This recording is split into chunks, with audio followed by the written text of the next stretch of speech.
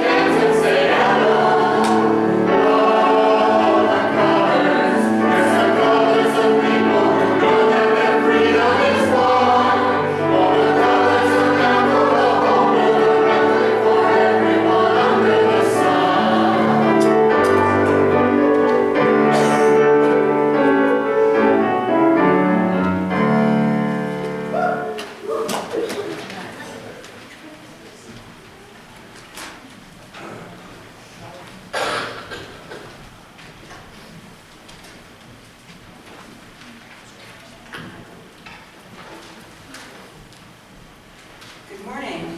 Good morning. I know you can do better than that. Good morning. Good morning. Welcome to South Valley Unitarian Universalist Society. My name is Reverend Karen Madrone, and I am the interim minister here this year. My pronouns are she and hers. Yesterday, a workshop called Beyond Categorical Thinking was led here by Eddy Carroll, who will also be giving today's sermon.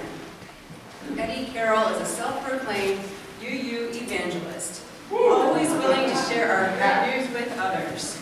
He has served 3 UU congregations over the last few decades in almost every leadership role possible, including being the president of 2 congregational boards.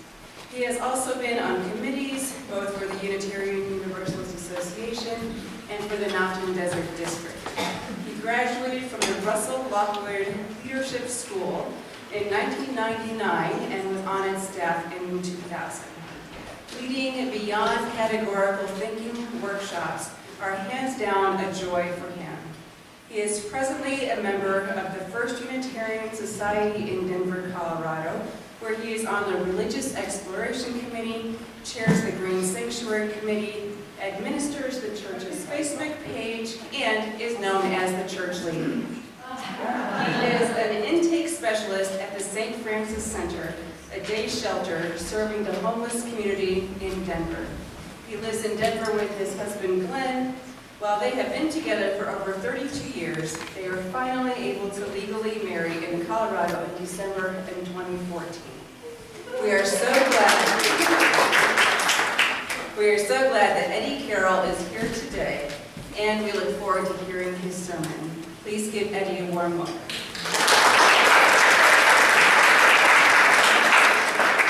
Let us begin our worship service this morning. Oh, sorry, I have this in the wrong order because sorry. I apologize. By singing number 361, Enter, Rejoice, and Come In your great hymnal.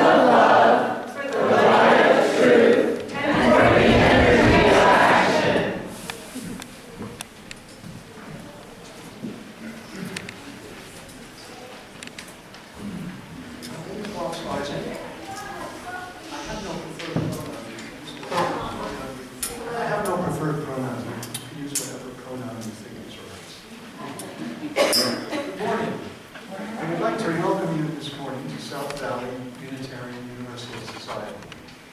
We are an intentionally diverse religious community. All are welcome here. We would like to extend an especially warm welcome to those of you who are visiting us for the first time. We're so glad you're here. We would love to get to know you. This is a caring, supportive community. In the chapel at the back of the sanctuary, there's a book to write down your joys and concerns. Please feel free to share a joy or concern with you. A member of the Caring Circle team will follow up with you. Children are always welcome in this sanctuary during the service. If you'd like to have us take care of your little ones during the service, we have a nursery downstairs. We also broadcast the service on closed-circuit TV downstairs in the social hall and the nursery. After the service, everyone is invited downstairs for our monthly potluck. While you're there, check out the Happenings Hub, where you'll learn about the many activities that are part of the South Valley UU Society. In addition, in the order of service, there are announcements that will help you learn about ways to participate in the life of this community. As we begin, I ask that you please place your electronic devices in worship mode. We encourage you to take pictures, post on Facebook, tweet, but do so quietly. Thank you. And now, to share the warmth of community, please turn and greet your neighbor and welcome them into worship.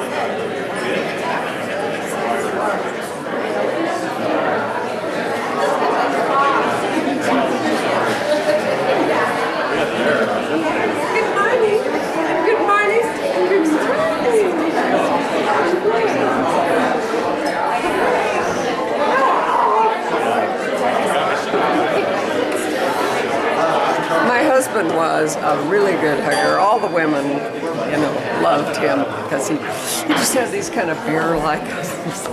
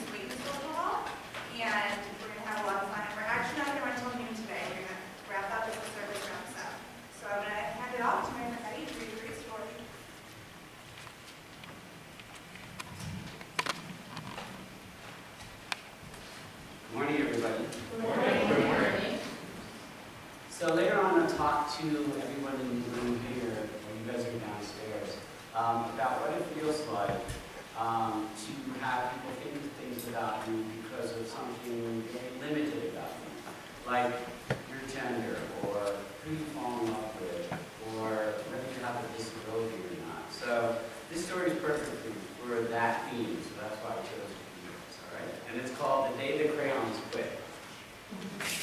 One day in class, Duncan went to take out his crayons and found a stack of letters with his name on it. Hey Duncan, it's me, Red Crayon. We need to talk. You make me work harder than all the other crayons. All year long, I wear myself out coloring fire engines, apples, and strawberries, and everything else that's red. I even work on the holidays. I have to color all the Santas at Christmas and all the hearts at Valentine's Day, and I need a rest. Your overworked friend, Red Crayon. Dear Duncan, all right, listen. I love that I'm your favorite crayons for grapes and dragons and wizard's hats, and it makes me crazy so much of my gorgeous color goes outside the lines. If you don't start coloring inside the lines soon, I'm going to go completely and I'm going to lose it. Your very neat friend, Purple Crayon. Dear Duncan, I'm tired of being called light brown or dark tan, because I am neither. I am beige, and I am proud. I'm also tired of being second place to Mr. Brown Crayon. It's not fair that Brown gets to do all the bears and the ponies and the puppies, while the only things I get to do are turkey dinners, if I'm lucky, and wheat. Let's be honest. When's the last time you saw a kid that got excited about coloring wheat? Your beige friend, Beige Crayon. Duncan, Gray Crayon here, and you're killing me. I know you love elephants, and I know that elephants are gray, and that's a lot of space to color all the time by myself. And don't even get me started on rhinos and hippos and humpback whales. You know how tired I am after handling one of those things? Such big animals. Baby penguins are gray, you know. And so are tiny rocks and pebbles. How about coloring them once in a while? Give me a break. Your very tired friend, Gray Crayon. Dear Duncan, you color with me, but why? Most of the time I'm the same color as the page you're using me on, white. If I didn't have a black outline, you wouldn't even know I was there. I'm not even in the rainbow. I'm only used to color snow, or to fill in an empty space between other things, and it leaves me feeling, well, empty. We need to talk. Your empty friend, White Crayon. Hey Duncan, I hate being used to draw the outline of things that are colored in by other colors, all of which think they're the brighter than me. It's not fair when you use me to draw a nice beach ball and then fill in the colors of the beach ball with all the other colors from the crayons. How about a black beach ball sometime? Is that too much to ask? Your friend, Black Crayon. green crayon, I am writing for you for 2 reasons. One is to say that I like my work, loads of crocodiles, trees, dinosaurs, and frogs. I have no problems, and I wish to congratulate you on a very successful coloring things green. Your career so far. The second reason I write is for my friends yellow crayon and orange crayon, who are no longer speaking to each other. Both crayons feel that they are the real color of the sun. Please settle this soon because they're driving the rest of us crazy. Your happy friend, Green Crayon. Dear Duncan, yellow crayon here. I need you to tell orange crayon that I am the color of the sun. I would tell him myself, but we're no longer speaking. And I can prove that I'm the color of the sun too. Last Tuesday, you used me to color in the sun on your Happy Farm coloring book. In case you've forgotten, it's on page 7. You can't miss me. I'm shining down brightly on a field of yellow corn, your pal, and the true color of the sun, yellow crayon. Dear Duncan, I see yellow crayon already talked to you, the big whiner. Anyway, could you please tell Mr. Tattletale that he is not the color of the sun? I would, but we're no longer speaking. But both know that I am clearly the color of the sun because on Thursday you used me to color the sun on both the Monkey Island and the Meet the Zookeeper page in your Day at the Zoo coloring book. Aren't you glad I'm here? Ha! Your pal and the real color of the sun. Dear Duncan, it's been great being your favorite color this past year and the year before that and the year before that. I really enjoyed all those oceans and lakes and rivers and raindrops and green clouds and clear skies. But the bad news is that I'm so short and stubby I can't even see over the railing in the crayon box anymore. I need a break. Your very stubby friend, Blue Crayon. Duncan, okay, listen here, kid. You have not used me once in the past year. It's because you think I'm a girl's color, isn't it? Speaking of which, please tell your little sister that I said thank you for using me to color her little pink princess coloring book. I think she did a fabulous job of staying inside the lines. Now back to us. Could you please use me sometime to color an occasional pink dinosaur or monster or cowboy? God, goodness knows they could use a flash of color. Your unused friend, Pink Crayon. Hi, Duncan, it's me, Peach Crayon. Why did you peel off my paper wrapping? Now I'm naked. And I'm so embarrassed to leave the crayon box. I don't even have any underwear. How would you like it to go to school naked? I need some clothes. Well, your naked friend, Peach Crayon. Poor Duncan didn't know what to do. He wanted, of course, his crayons to be happy, and that gave him an idea. When Duncan showed his teachers his new picture, she gave him an A for coloring and an A+ for creativity. The end. Now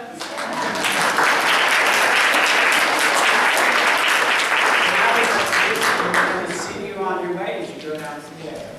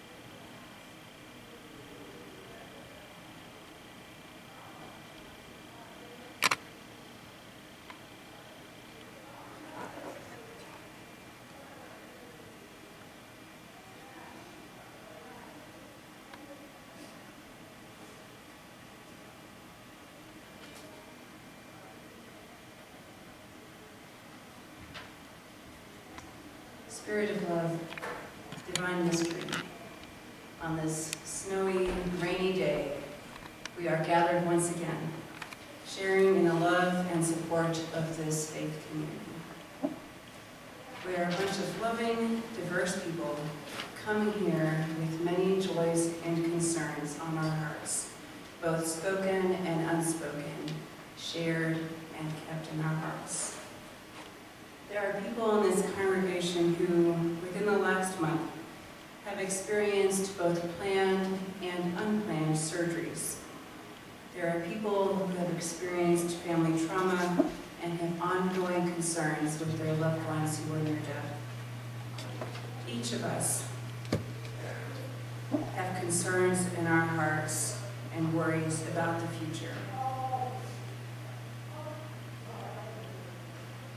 May this place, this holy place, be one where we listen to each other, support each other, and truly care for one another. I'm going to hold another few minutes of silence. And then, if you would like, you may now speak the names of those people on your hearts, living or dead, that this community might hold them up in prayer and love. Feel free to speak their names.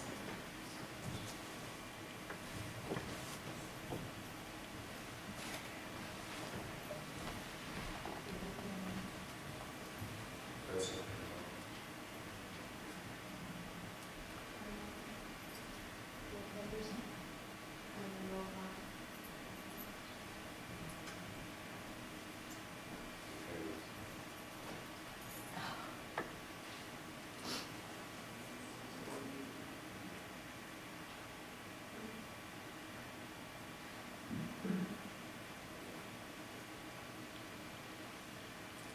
May we hold each of these people in our hearts.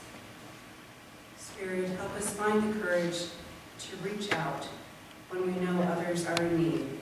And may we also have the strength to ask for help when we are in need. May we love and support one another in all things. May it be so. Amen.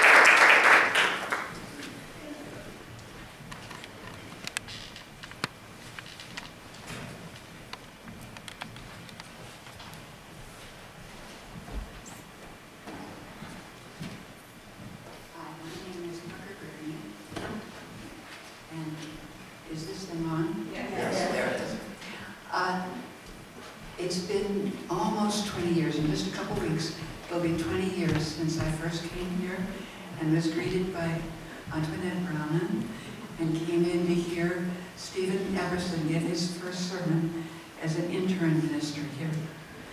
And Ted and I came to hear him and to learn about what was going on here, and we instantly felt at home here. Our 4-year-old son went off when the children went downstairs, and we listened to what the 7 principles were, and we realized that this was the disorganized religion that we've been looking for. So we stayed, and you helped us raise Fred. He's now 24. And you helped me learn how to get a solar grant for putting solar panels on our roof. And you helped Ted and me do various other things here. And we're really happy to stay and hope that this place can keep going and welcome many other people. So today, our offertory words are that in the spirit of serving a wider community, we at South Valley split our Sunday morning offering with a charitable organization that aligns with our values and principles. For November and December, we've chosen Candy Cane Corner, a special holiday store that provides an empowering holiday shopping experience for people and families experiencing homelessness in our community. Family members and individuals visit the store with their case manager and seek beautiful new gifts for their children and loved ones. Candy Cane Corner is sponsored in partnership between the Road Home and Volunteers of America, Utah. Will you join me in saying the words printed in the order of service for our offering? We are this church. We are its hands, its heart, its voice. Together we share the wealth of this community and sustain it with our efforts.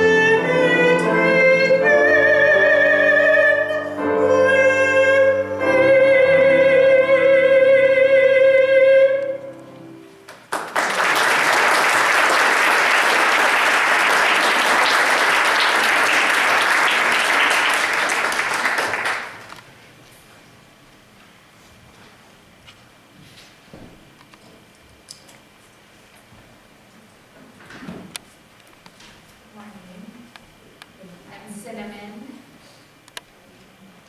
I am a member of the Ministerial Search Committee, and my pronouns are she and her. I will be reading today's reading Hope, Not Optimism, written by Bruce T. Marshall. A friend whose wife is undergoing treatment for a serious illness told me that their physician advised them to approach it with hope, not optimism. My friend found this guidance helpful, and it made sense to me. Optimism, as I understand it, is an attitude of expectation that a particular result will occur, that a person will recover from an illness, that we will achieve a specific goal, that the Publishers Clearinghouse will pick my number from among the billions submitted. The dictionary defines optimism as an inclination to anticipate the best possible outcome. Hope is less specific. It's an attitude that looks for possibility in whatever life deals us. Hope does not anticipate a particular outcome, but keeps before us the possibility that something useful will come from this. We are told that an optimistic outlook is a good thing, but I've rarely found it so. Optimism often leads to disappointment. When the best possible outcome doesn't occur, we are let down, may even feel betrayed. Optimism may then become its opposite, pessimism, an inclination to anticipate the worst possible outcome. Hope is more resilient, more enduring, more helpful. In a serious illness, for example, there are often setbacks. In the face of these, optimism may wear down, but hope encourages us to move forward despite the setbacks. As we pursue our goals in life, optimism may lead us to expectations that are unrealistic and ultimately hurtful. Hope advises us to look squarely at the realities that confront us while remaining aware of the possibilities. Eric Fromm observed, "To hope means to be ready at every moment for that which is not yet born, and yet not become desperate if there is no birth in our lifetime." Those whose hope is weak settle for comfort or for violence. Those whose hope is strong see and cherish signs of new life and are ready every moment to help the birth of that which is ready to be born. It is helpful guidance, I think, whether we are faced with a serious illness, a personal dilemma, or a society that seems determined to destroy itself. Not optimism that a particular result will occur, but hope to see and cherish signs of new life wherever these may occur. I'd like to now invite up Eddy Carroll.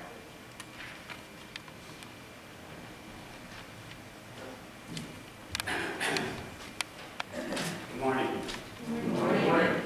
It's good to be back with you. I was actually in your pulpit probably 18 years ago or more.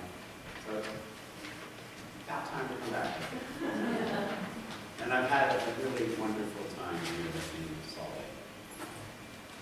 My sermon today is on the concept of hope.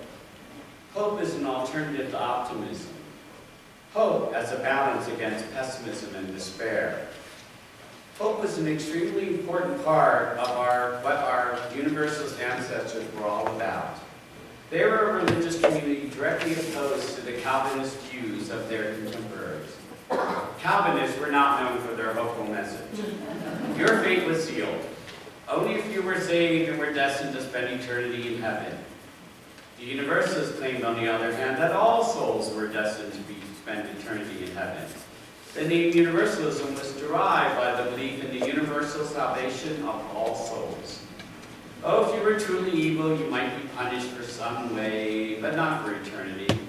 And they did spend some time trying to figure out just how long that time would be and where your soul might be during the punishment.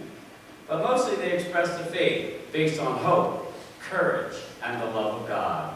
Give them hope, not hell, was their rallying cry. I've always been drawn to the Universalist side of our faith community. My Irish Catholic upbringing was not overtly hopeful. It's much more honest to state that we Irish generally plan for the absolute worst possible outcome to occur. And if we're lucky enough to avoid the worst, well, praise be to God. But be ready, because the next time we're not going to be so lucky. Catholics at least have the concept of purgatory to turn to. Purgatory was this place where the souls went that were sinful, but not quite sinful enough to warrant hell, but not quite clean enough for heaven. Your soul would wait there. Good Catholics here on earth would spend a lot of time offering up prayers, rosaries, and life's little hardships that they had endured for the poor souls in purgatory, knowing that they could help speed up their soul's journey to heaven. We also knew that all the souls in purgatory would eventually be united with God, but we were told that the lost souls in hell would spend eternity there. To be honest, I never really believed in hell, or the devil for that matter. I remember arguing my opposition to these dogmatic beliefs with the priests, the nuns, the brother, and the bishop when they would come to our parents' house for dinner. My parents would cringe when I started theological debate. They constantly asked me not to engage in these discussions, and I told them, I'd be happy not to engage in these discussions if they, the priests, the nuns, brothers, and the bishop, would refrain from bringing the topic up in the first place. I clearly was a Unitarian Universalist in my heart. I just hadn't found my way there yet. Growing up gay in this environment presented many challenges. I had developed great survival skills. I knew what topics to avoid, and homosexuality was easy to avoid because for most of my childhood, I never heard the topic or even the word mentioned. I knew I was different, but I knew not to point that out to my classmates or family. I played dumb when I needed to, and I knew never risk letting anyone find out. At least anyone who I already didn't suspect might be gay too. It wasn't until summer of '79 that I had to deal directly with homosexuality and my family. My brother Joe came out that summer in a very combative way. He had just graduated from high school and he was hitting the club scene with youthful zest and abandonment. And my parents were at a loss on how to respond to this. And when they told Joe that he would have to leave our home so that the other kids wouldn't find out about it, he says to them, "Don't worry, they already know."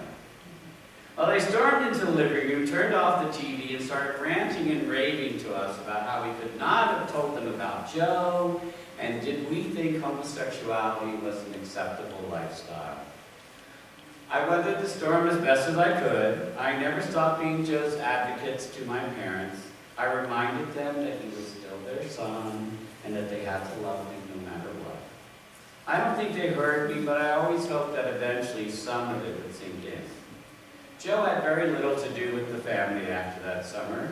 When he met David, his partner, he said he would not come home unless David was welcome to come with him.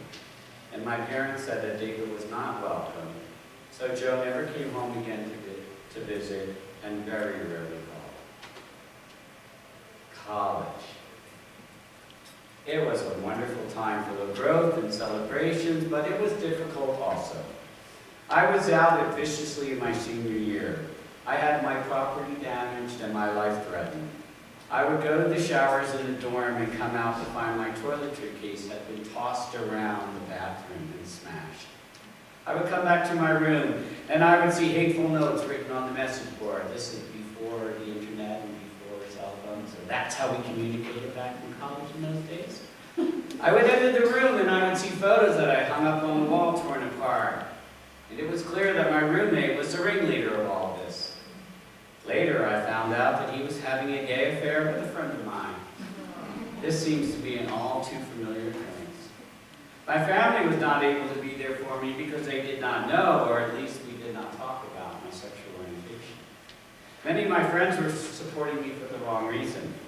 "Leave him alone, he's not a fag," they would say in my defense. And I'd say, whether I'm gay or not is not an issue we need to argue about. We need to remember that discrimination and hate were wrong no matter what my orientation. I don't know if they heard me either, but I always heard. AIDS came into the picture around this time, and I had to really think about what would happen if I was infected. I remember staying up at night, staring at the ceiling, wondering and worrying if my parents would kick me out into the street if I ever became infected. I was extremely frightened. I started to watch my friends die and waited for my turn. Again, my Irish roots were preparing me for the worst. The most life-changing day for me was June 20th, 1987. I met my life partner, my soulmate, my lover, my husband.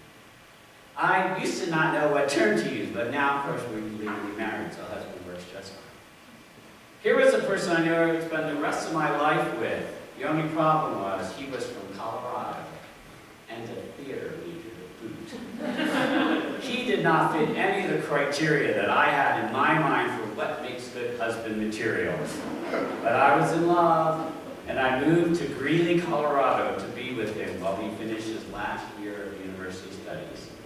It was a great time, full of hope, and the possibilities seemed endless. After graduation, we moved back east because, the economy in Colorado at that time was really in shambles. Fortunately, we found jobs, a place to live, and my family accepted Glenn as part of the family. We had an arrangement similar to the former military's policy of don't ask, don't tell. I reconnected with my brother Joe and his partner who were living in a city about an hour away.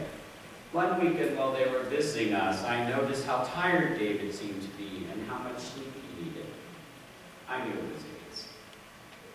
So I asked my brother about it, and he confirmed my worst fear. David had AIDS, and Joe was HIV positive. Joe made me promise not to tell anyone in the family, and I honored his request.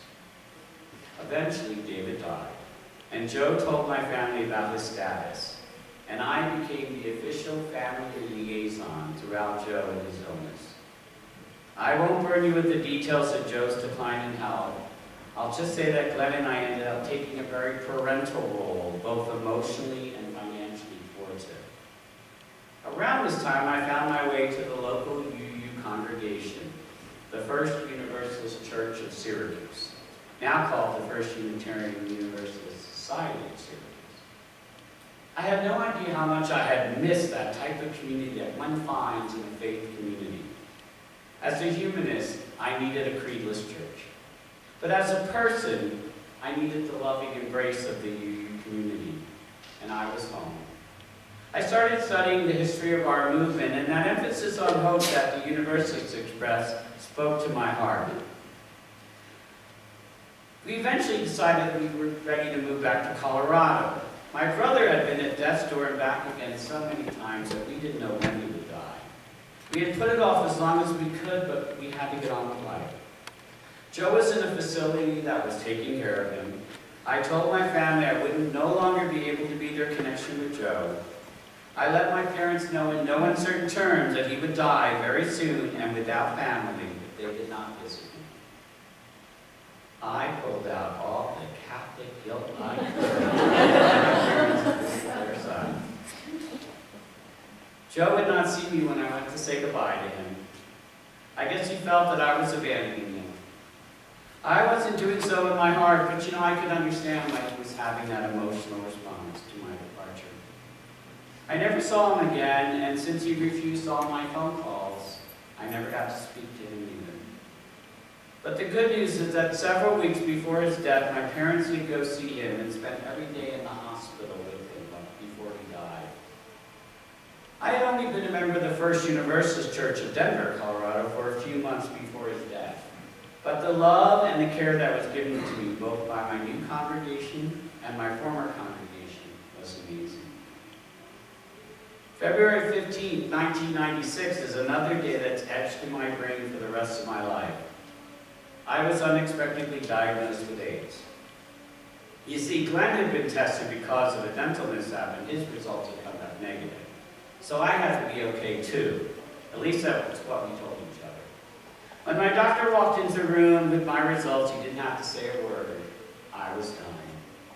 He said my immune system was so depleted that I had AIDS as opposed to simply being HIV positive. I was devastated. I somehow drove myself home and I called Glenn from the doctor's office and he rushed home to be with me and I completely fell apart emotionally. I didn't want to get out of bed, I couldn't eat for several days and I lost about 10 pounds. Glenn knew that I was not long for this world if I did not start connecting to it. I was preparing to die. I had seen many of my friends go before me as well as my own brother. I certainly knew what to expect. I'm a person who thrives in community, and Glenn knew this. So, he would encourage me to go take a shower. You know, honey, you can go back to bed. Come on, just go take a shower. And when I got out of the shower, he would put some sweats on the bed. He'd say, you know what? Don't put your pajamas on, just put the sweats on. I can still go back to bed. But then he reminded me that the dog hadn't been walked in a few days, and the fresh air would be good for the dog. You know, we could go around the block just once. And then he suggested one more block and one more step. And I was on my way back to life. Glenn became my rock, and the first Universalist was a safe harbor. My next blood tests were shown even worse results, and I was immediately put on an insane drug regimen that I could neither tolerate nor manage. I spent several years in a cycle of going on and off my meds, many times secretly, and I kept slipping into bouts of depression. Of course, they ask you to research these things when they first find out you're infected. And in contacting previous partners, I became aware that I was infected in the summer of 1983. And for almost 20 years, I was on disability. And about 3 years ago, I went back to work because they finally found a medication that worked for me, and my health has never been wrong. And with that, I come with great gratitude. But back to the story. As members of my congregation became aware of my illness, letters and cards started arriving in the mail. Big envelopes arrived with photocopies of articles on AIDS, new treatment options, diets to improve my immune system, as well as all kinds of holistic treatment options. What else do you expect from me to use? To be honest, I never got around to reading most of what was given to me. People would make me fattening dishes in the hopes of putting some weight back on. They were constantly looking at my well-being. Their love and concern was genuine. It was appreciated, and I needed it all. I know a lot of prayers were said on my behalf, and a lot of positive energy was sent my way, and I welcome both equally. I had to stop working, which was an emotional toll in and of itself. And I eventually let most of my family and friends know about my status. Sadly, my parents were never included in that list, and they left this world never knowing my status. But with my family, with Glenn, and my church family, I was able to hold on to the will to live and eventually start planning for a future. The disease never completely took hope away from me. It was that Universalist emphasis on hope that drew me back again. I became the vice moderator and then moderator of my church. They wanted to let me know that my life still had purpose and meaning. I received so much love, support, and protection and care from the UU community that I started becoming involved in our movement both at the district and national levels. Now, there was a time when I was first diagnosed that I briefly had fleeting thoughts of grabbing my rosary beads and heading to the nearest Catholic church. Maybe St. Jude, the patron saint of hopeless cases, would help me. But then I remembered that I was never and will never be a hopeless case. My Unitarian Universalist faith will not permit me to be without hope. I'm a person of hope. I'm a UU. I will remain a UU, where it's where I belong. It's within the UU community I've always felt safe. It's within the UU community I continue to fight the good fight. I continue to find purpose and meaning in my life, and I continue to try to make a difference, both locally and globally. Unitarian Universalism continues to be a source of strength for me, as well as a religious community which affirms the worth and dignity of a gay man living with AIDS. I invite you to be people of hope. I invite you to cherish and remember our Universalist heritage of courage, hope, and the love of God, however that might be understood or expressed or not expressed by you. Albert Q. Perry wrote the following, titled Moral Reflections, in the 1986 Church of the Larger Fellowship Bulletin, and I quote, "I have planted a hope in my human heart.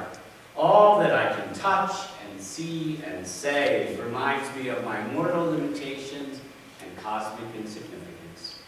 Every pain and pang tells me but I have but temporary possession of this dust that today is mine and me. I may die tomorrow. Surely I shall not survive 100 years. But my hope is larger than my limitations and braver than my body. Through my hope, I escape the remorseless march of time and the lack of meaning in material existence. Hopes do not die, and the hoping heart is the stuff of eternity." I shared the details of my life in the hope that you will better understand my final message today. How easy it is for us to put people, especially those whose life experiences are radically different than our own, into boxes. Clearly numbered and marked boxes that define them for us. When I came out of the closet, I started noticing that people wanted to put me in one of these boxes. If I was gay, then I must think in certain ways. I must be more creative and artistic than others. I must not worry about a little splash of color or even something as silly as rainbow unicorn socks. Okay, so some stereotypes might apply. "It's so extraordinary," they would say, "that Glenn and I have been together for over 32 years. Or even worse, you are the perfect gay couple, the shining gay couple for all other couples." Well, who wants that kind of responsibility? During my term as president of First Universalist, I was always aware that members of the congregation thought of me as the gay moderator. Now, the Universalists tend to call their presidents of their board moderator. Some were proud of their progressive church and that it had an openly gay young man in such a leadership role. Others were waiting for my gay agenda to surface during my term. In actuality, I probably policed myself in this area, and I did very little around gay issues while I was moderator. But you know what? I remember thinking to myself, if a straight guy with a couple of kids, would they be accused of having a parental agenda if they had made improving the RE program or integrating the children into the life of the church a goal of their term?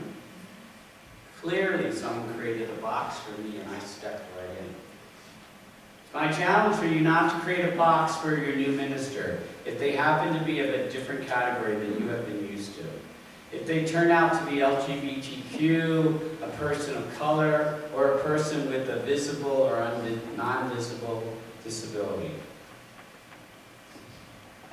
I ask you to remember the faith that you put into your search committee. Remember that their goal is to find the best possible minister to meet the unique needs and dreams of this congregation. It may turn out that that candidate they present to you to consider is from one of these categories. It's also possible that they will not. But the important thing is to see beyond the category, see the ministry and the vision that this person is bringing to you. This is an exciting time for your congregation and for yourselves. Remember our Universalist forebearers and their focus on hope, and be a community of hope during this transitional time. Thank you.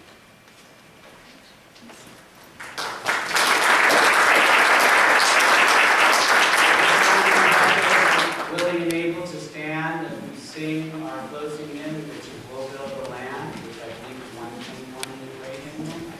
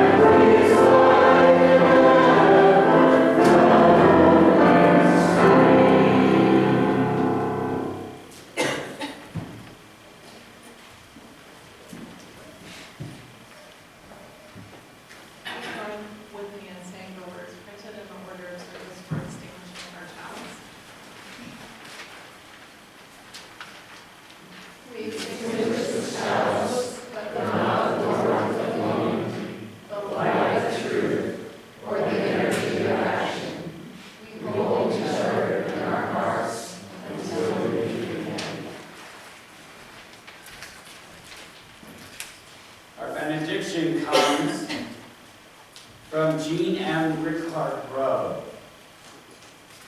We have a calling in this world.